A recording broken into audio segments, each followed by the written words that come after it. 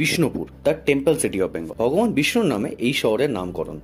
আজ থেকে প্রায় হাজারো বছর আগে এই শহরটি উপস্থাপন করেছিল মল্লা সাম্রাজ্যের রাজারা। এই মল্লা রাজাদের হাত ধরেই এই বিষ্ণুপুর শহর গড়ে উঠেছিল বাংলার এক সাংস্কৃতিক কেন্দ্র হিসাবে। এই বিষ্ণুপুর শহরের স্পেশালিটি হলো এই শহরের মন্দিরগুলো, যে মন্দিরগুলো বাকি বাংলার মন্দিরগুলোর থেকে একটু আলাদা। একই যুগে দাঁড়িয়ে সেই সময় বাংলায় যদি অন্য জায়গার আমি মন্দিরগুলোর কথা বলি, সেগুলি ইউজুয়ালি তৈরি হতো পাথর দিয়ে, কিন্তু সেই যুগে বাংলার এই পার্টে সেরকম পাথর পাওয়া যেত না।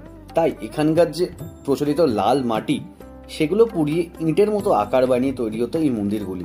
আর এই মন্দিরগুলোই হলো বিষ্ণুপুরের বিশেষত্ব, যেগুলোকে ইংরেজিতে আমরা বলি টেরাকোটার মন্দির, যেটা বঙ্গানুবাদ করলে হয় পোড়ামাটির মন্দির। আর 1997 সাল থেকে এই মন্দিরগুলো হচ্ছে ইউনেস্কো ওয়ার্ল্ড হেরিটেজ সাইট। মোট এই বিষ্ণুপুর টেম্পল কমপ্লেক্সে তোমরা পেয়ে যাবে 20টা মতো প্রধান মন্দির।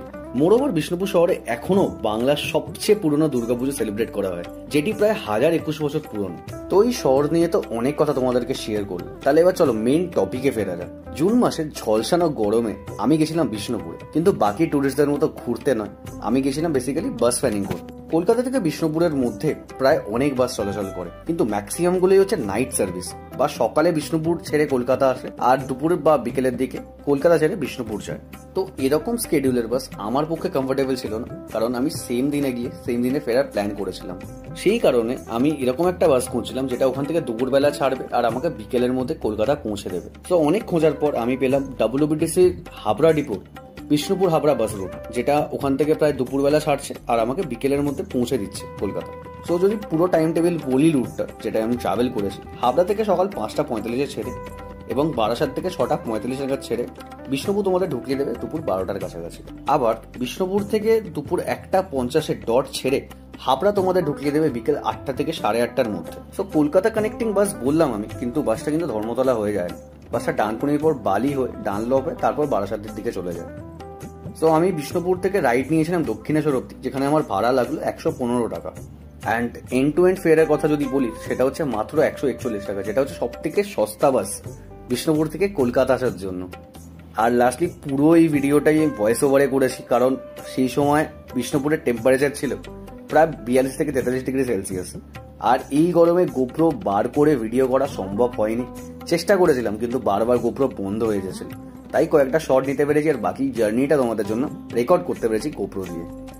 সো এনিওয়ে, তোমরা জার্নিটা এনজয় করো, বাকি কথা কলকাতা পৌঁছে আমি তোমাদের সাথে শেয়ার করছি।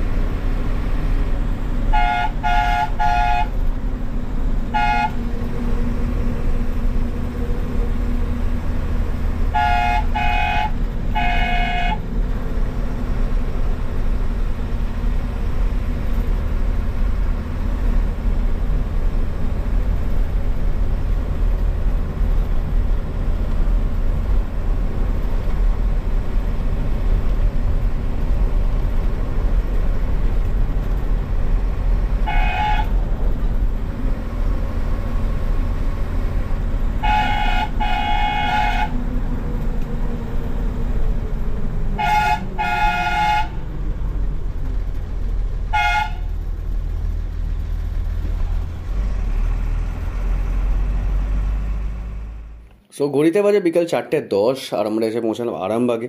এখানে একটা ছোট্ট বিরতি, প্রায় 10 মিনিটের কাছাকাছি। তারপর আমরা আবার প্রসিড করব কলকাতার উদ্দেশ্যে।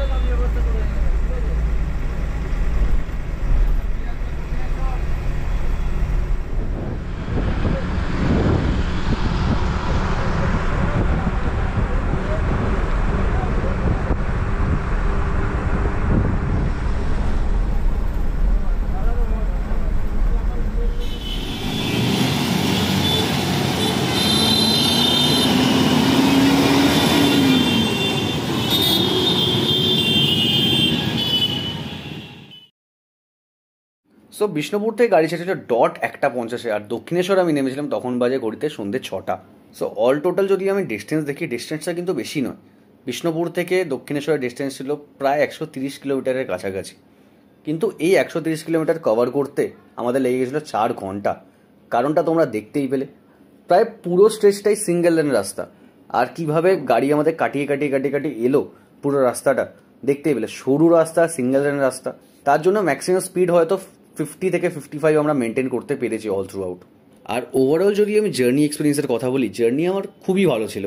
কারণ ওরকম সুন্দর রাস্তা দিয়ে ওরকম একটা bus ride, like as a bus fan খুবই এনজয় করেছি। শুধু প্রবলেম যেটা ছিল সেটা হচ্ছে গরম। যে লেভেলের গরম ছিল, যদি একটু ওয়েদার ভালো থাকতো আরও সুন্দরভাবে এনজয় করতে পারতাম। আর ওভারঅল একটা কথা আমি অলওয়েজ আমার অডিয়েন্সদের বলি বা আমার বন্ধুদের বলি, যে টাটা মার্কোগুলো সোলে তারপর যে বাসগুলো আমাদের ডাব্লিউবিটিসির কাছে আছে, এগুলো সব ড্রাইভার ঠিক করে চালাতে পারেন। সো এরকম খুব কম জার্নি হয় যেখানে পার্টিকুলার এই মডেলের বাসের জার্নি আমি খুব এনজয় করি। এটা ওয়ান অফ দ্য জার্নি ছিল। সো ওভারঅল ভালো লেগেছে খুব। আর আমি রেকমেন্ড করবো তোমাদের, যদি তোমরা বিষ্ণুপুর থেকে কলকাতার দিকে ফেরো বা আরামবাগ থেকে কলকাতার দিকে ফেরো বা বারাসাত বা আরও ওদিকে যাও হাবড়ার দিকে, এই বাসটাকে অ্যাজ আ অপশন রাখতে পারো। কারণ দিনে একটাই চলে আর মোরলেস খুব ভালো চালায় গাড়িটা, যা আমি দেখলাম, আর খুব সুন্দর টাইম মেনটেন করে। সো যদি ভিডিওটাকে ভালো লেগে থাকে গাইস, ভিডিওটাকে প্লিজ একটা লাইক করে দিও। প্রায় 1 মাস পর একটা ভিডিও আসলো চ্যানেলে, কারণ এর মধ্যে অনেক কিছু ঘটে গেছে। সো এনিওয়ে, চেষ্টা করবো নেক্সট ভিডিও খুব তাড়াতাড়ি জানো। Till then stay tuned guys. Thank you so much for watching the video.